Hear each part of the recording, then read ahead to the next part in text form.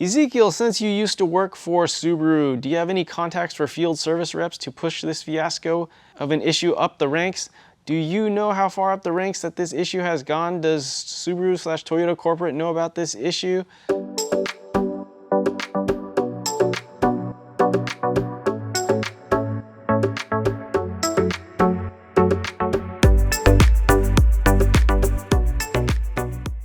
GR86 engine failures due to RTV. This is part 3.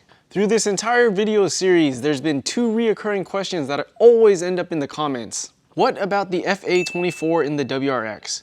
Do all FA24 engines have the excess RTV issue? And question number 2, will removing my oil pan void my warranty? So let's go find out. All right, what about the FA24 in the WRX? Do all FA24 engines have the excessive RTV issue? So the FA24 DIT is the new update for the outgoing FA20 DIT engine. FA24 is found in the Ascent 2019 to current and is detuned in an NA version in the BRZ/GR86. The 2022 WRX and Ascent factory is located in Gunma, Japan, and the US factory in Lafayette, Indiana. So that was one question I had a lot earlier on, because we saw a lot of GR86 RTV issues, but almost no BRZ RTV issues. So I think a lot of us were curious if maybe the engines for the GR86 and the engines for the BRZ came from two different plants.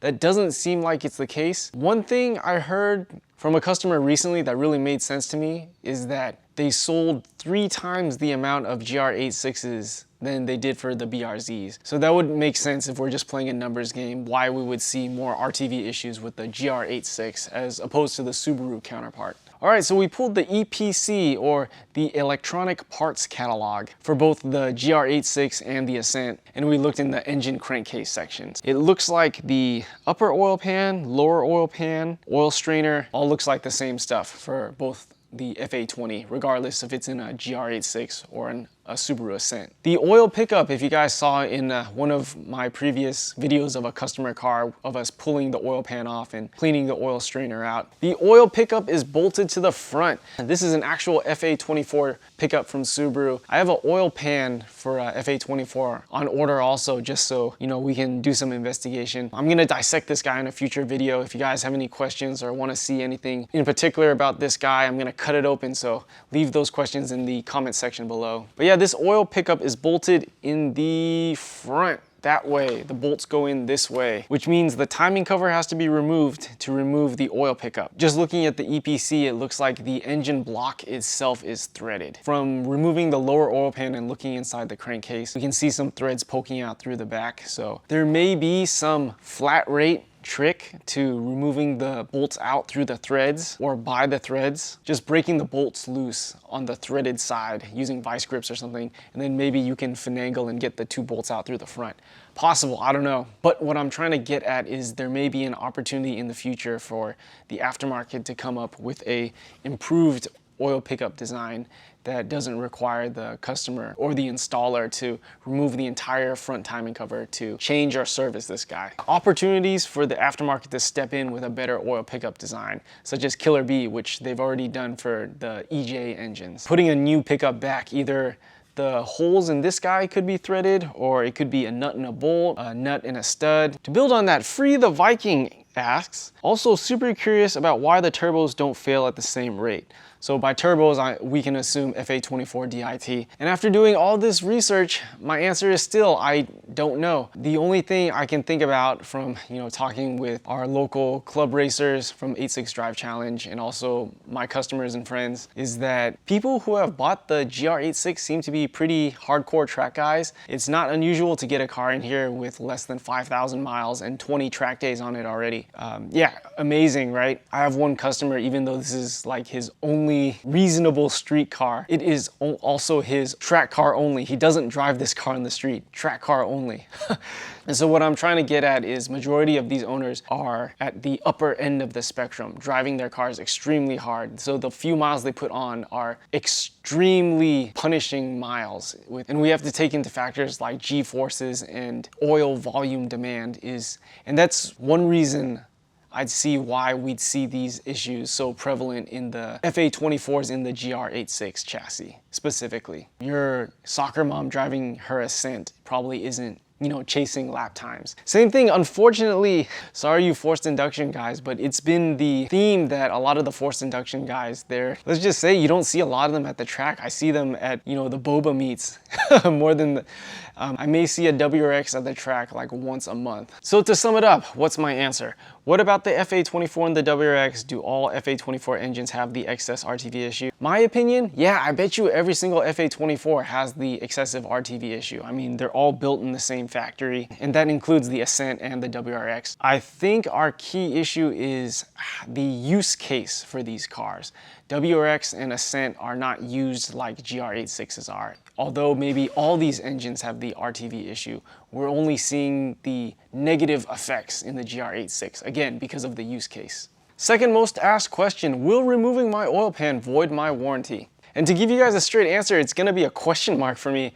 And I'll tell you why. I had a viewer call me from the East Coast talking about he's got 3 open cases with Toyota right now, basically expressing his concerns with the car. Is this excessive RTV going to cause a future issue? What does that mean warranty-wise in the future? Hey, I really do plan to track this car. Basically, he told me Toyota of America's response was not very positive for him. He thinks he's just gonna sell the car at this point, which, oh man, talk about a customer service snafu, right? Ugh. But here's what I did. I sent an email to both Subaru of America and Toyota USA, basically posing as an owner. And to sum up the email, it was like, hey, I just got a GR86, or hey, I just got a BRZ. I'm concerned about this excess RTV issue. What if I have an independent shop remove my oil pan so that we can clean the oil strainer? Will that void my warranty? And so here's the exact answer I got from Toyota USA. Hi, Mr. Lee. Thank you for contacting Toyota Motor Sales USA, Incorporated. We appreciate the opportunity to address your warranty concern in relation to your 2020 GR86. While we do not recommend modifying our vehicles outside of their factory specifications, the modification of a vehicle does not automatically void the warranty. Does not automatically void the warranty. The warranty is voided for those components/parts that are modified, or if a failure on a Toyota genuine component/part is caused by the modification itself. And then they show me where I can go look up recalls and how I can find a dealership to answer more of my questions. But anyway, fair response. So to sum it up, modifying a vehicle by itself will not void the warranty. There has to be some justifiable cause, right? Just for example, you know, you had me take off the oil pan, clean the oil strainer, and then, you know, you bring it to Toyota for an oil burning smell, and then they found out that I didn't seal the oil pan correctly or something, right? That would not be covered under warranty because there was a modification made, right? You know, an independent shop resealed the oil pan incorrectly, and now you have an oil leak that, you know, rightfully shouldn't be covered under warranty. An independent shop removing the oil pan itself did not void the warranty. In this case, it was the workmanship that was not covered under warranty. Being an ex-Subaru tech, I was hopeful for what Subaru of America would respond to me with, and in the end, they responded to me with nothing. Basically, they never answered my email, but I did get a request for a customer advocate survey. Here's what the email said. Thank you for your recent contact to Subaru of America's customer advocacy department. We value your feedback and would appreciate your response to a brief 6-question survey based on your interaction with Mr. and I'm gonna leave his name out, our customer advocate. So I never got a response from Mr. X from Subaru. I filled out the customer advocacy survey. I gave him a really bad survey because I never got a response. But yeah, hopefully in the future, Subaru of America can give us an official response. If I remove the oil pan on my 2023 BRZ, will that void my warranty? Hope not, right?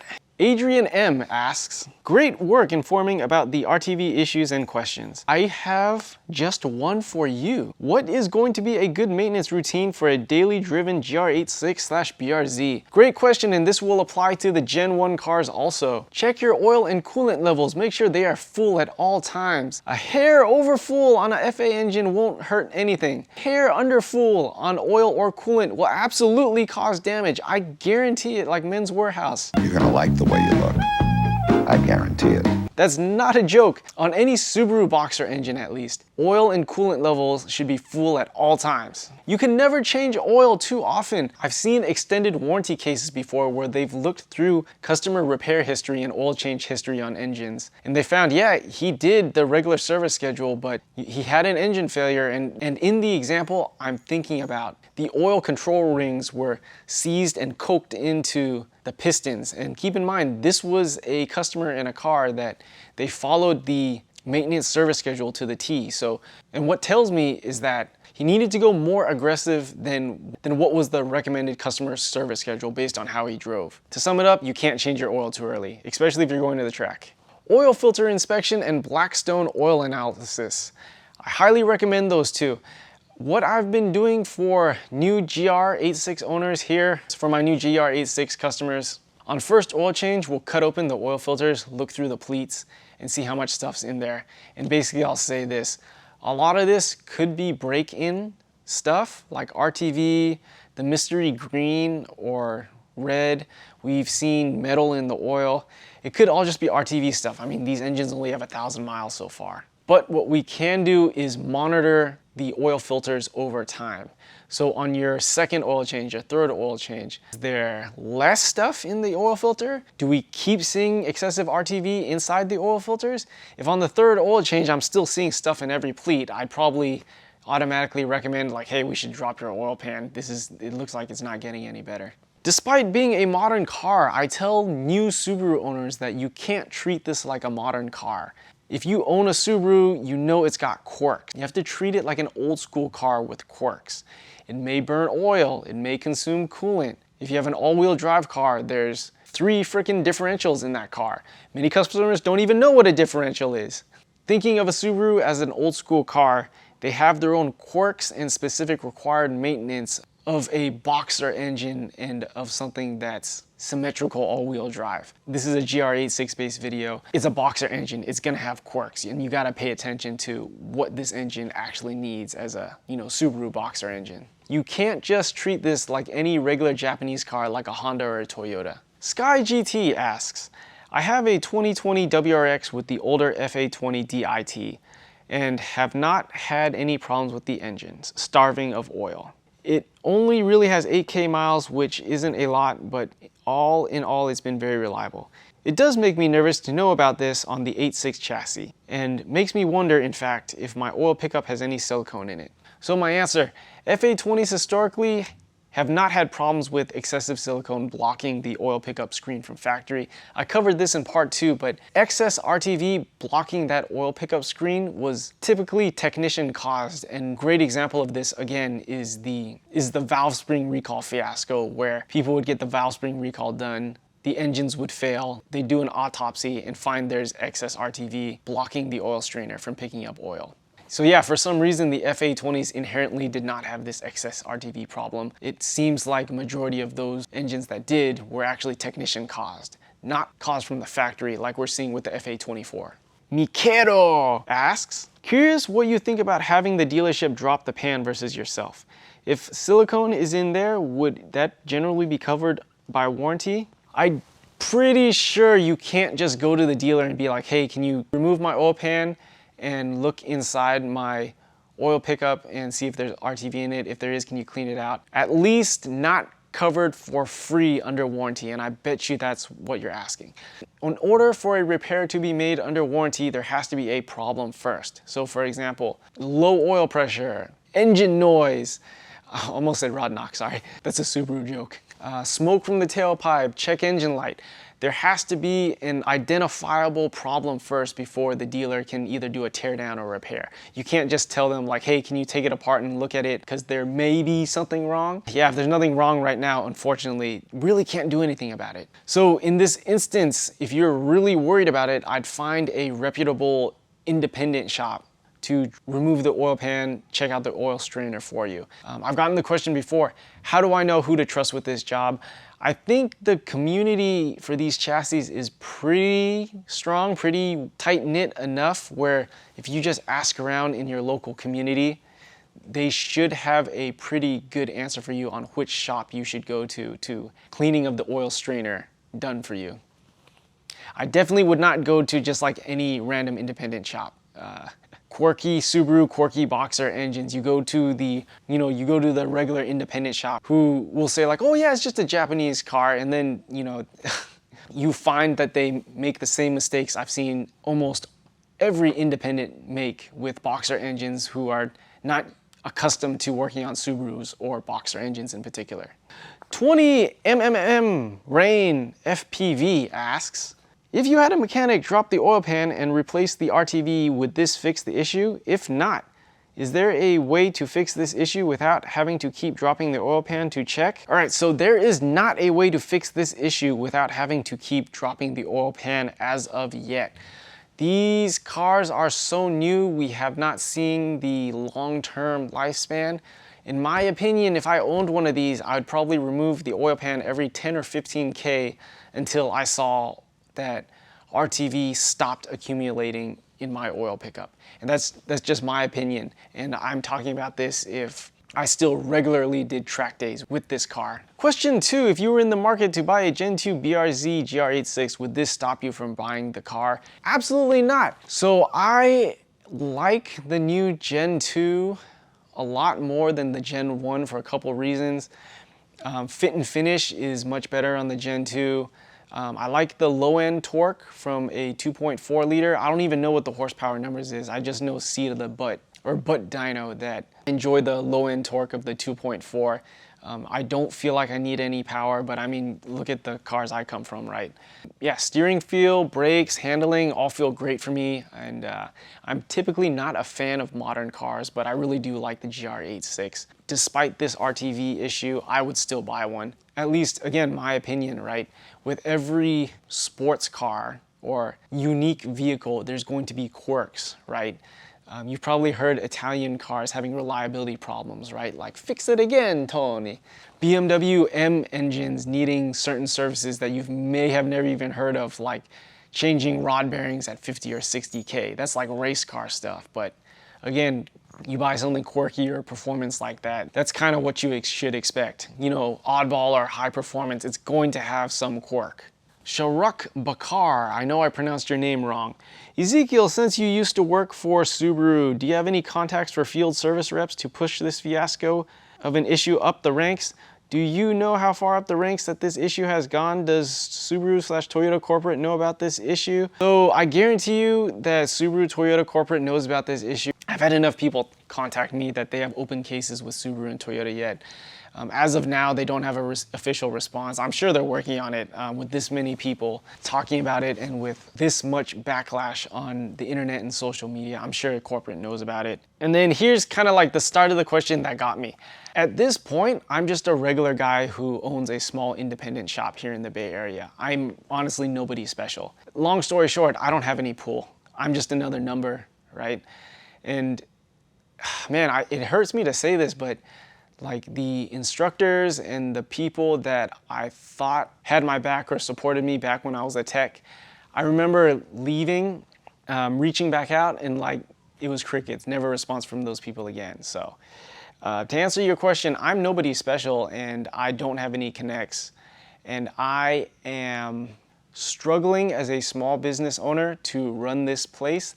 It's not right to put this entire responsibility on my back. Again, I'm just a regular dude, regular small business owner trying to make it. Youssef Shamsi. I just did my first oil service for my Subaru BRZ 2020 at my local Subaru dealer in the UAE, Dubai. Well, pretty cool. I didn't know they sold these cars in Dubai, but that's cool. There I mentioned this problem of silicone excess that's been appearing lately for some Toyota GR86 2020. And the service advisor told me the following. We are aware of the silicone issue, but no need for worries since production of the Toyota GR86 2022 and Subaru BRZ 2022 are different. And that's why we haven't seen the silicone issue with the BRZ 2022 so far. Your thoughts?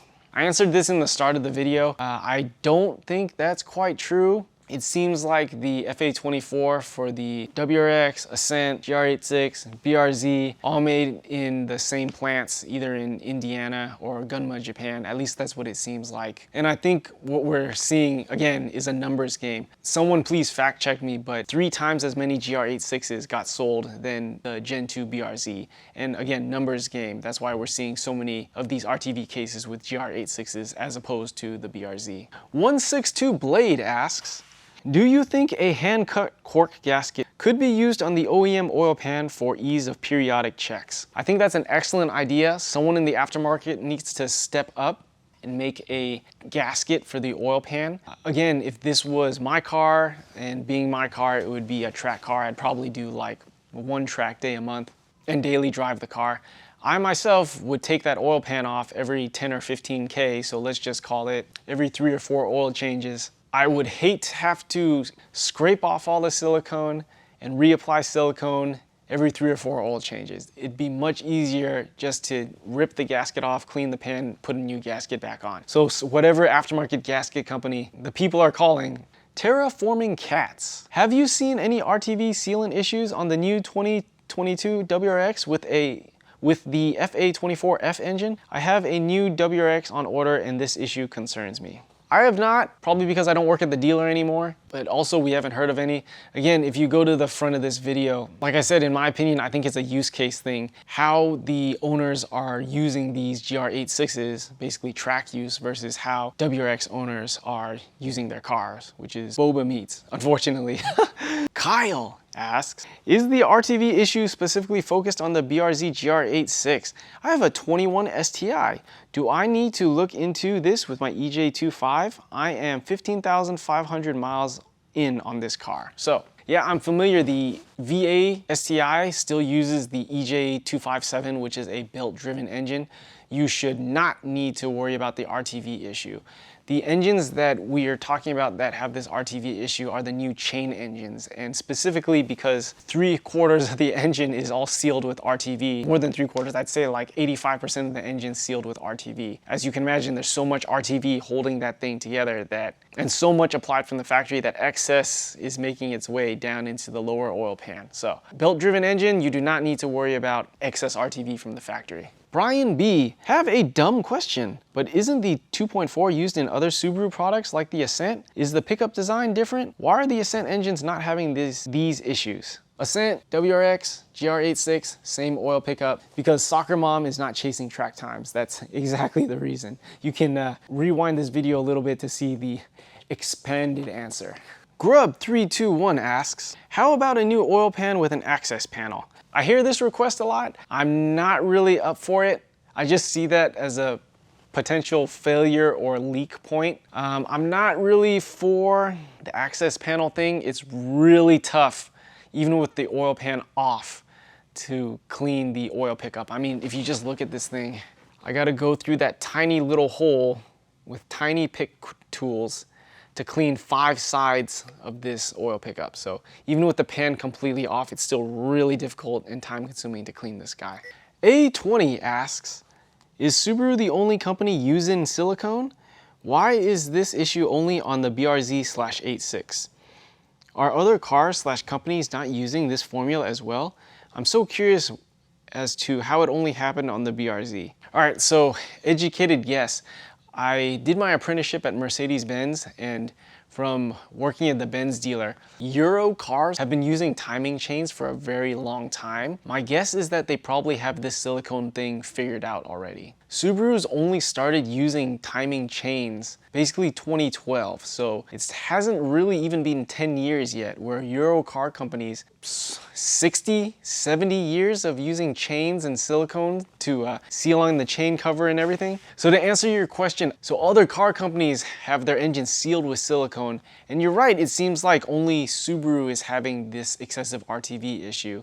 And again, my opinion, I think it's because they haven't had the process down yet. The process of a chain engine sealed with silicone is too new for them at this point. Rod Inatai asks, so is this a good enough reason not to buy a GR86 now? No, it's still a great car. Kiri Hearn, has Subaru acknowledged the RTV issues? I don't know, and going back to how many GR86s have been sold versus the amount of Gen 2 BRZs. One example, my local Subaru dealer, who is also my wholesale parts account, the parts counter guy basically told me, we work on very few Gen 2 BRZs, and understandably, because so few of them were sold so far. Anthony Greco asks, I've been following these videos to hopefully hear the good news that it has been resolved for the 2023 model year, with insert production date here. It hasn't. Or Toyota and Subaru creating a recall, TSB at minimum. Not yet.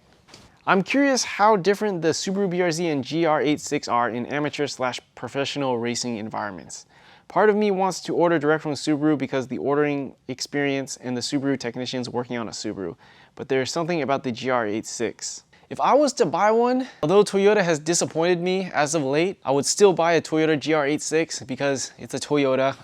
If you guys don't know, I used to have a Series 1.0 FRS that I competed in our local Time Attack 86 Drive Challenge. So yeah, I'm Toyota biased. I guess unbiased, I think the GR86 actually looks better aesthetically. Although the BRZ does have some cool tricks up its sleeve, like aluminum knuckles and like some other cool performance parts on it from factory. But yeah, short answer, no fix and no planned fix yet. What are we to do? Thank you guys for watching. This was part 3 of the GR86 engine failures due to RTV series. If you want to see a part 4, make sure to leave a comment in the description below. I'm gonna crack this guy open, dissect this guy at some point. So again, if you have questions about this, want to see something particular about this in a future video, make sure to leave it in the comments below. Appreciate all the support, you guys. I will catch you guys next time.